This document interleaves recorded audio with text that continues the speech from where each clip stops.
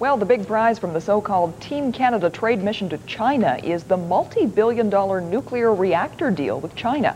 It's expected to create thousands of jobs right across the country. The company that builds the reactors, Atomic Energy of Canada Limited, says the agreement could mean up to 20,000 jobs in all. The deal's already been criticized by anti-nuclear groups. They say Canada shouldn't be supplying nuclear technology to a nation that's repeatedly violated international test bans. That story tonight from ASN's Jacqueline Milczarek. The deal would include the sale of 2 Canadian CANDU reactors, similar to the ones shown here.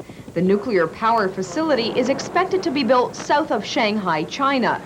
According to Atomic Energy of Canada Limited, the builders of the reactor, the deal will be a big boost to the Canadian economy.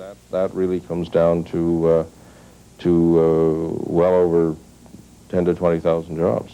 The company says most of the jobs will be high-skilled and concentrated in Ontario and Quebec, with some spillover to British Columbia, Alberta, Saskatchewan, and New Brunswick, jobs that were almost handed over to the United States. China, up until March of this year, actually had a policy which said their nuclear program was going to be based on the you might say our competitors' technology, the light water reactor technology that both the Americans and the Europeans sell. In order to secure jobs here, at least half of the investment for the project will have to come from Canadian firms.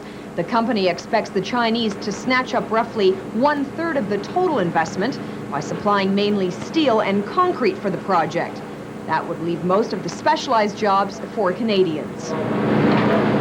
China's agreed to use nuclear material from the reactors for peaceful purposes only.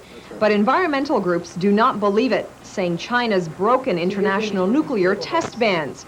This activist says Canada is compromising its ethical stance on nuclear testing. I think the message to the world is that Canada simply doesn't care whether you have nuclear weapons or not, whether you develop nuclear weapons or not, as long as you're willing to sign a relatively toothless agreement that you will not use Canadian technology to develop nuclear weapons.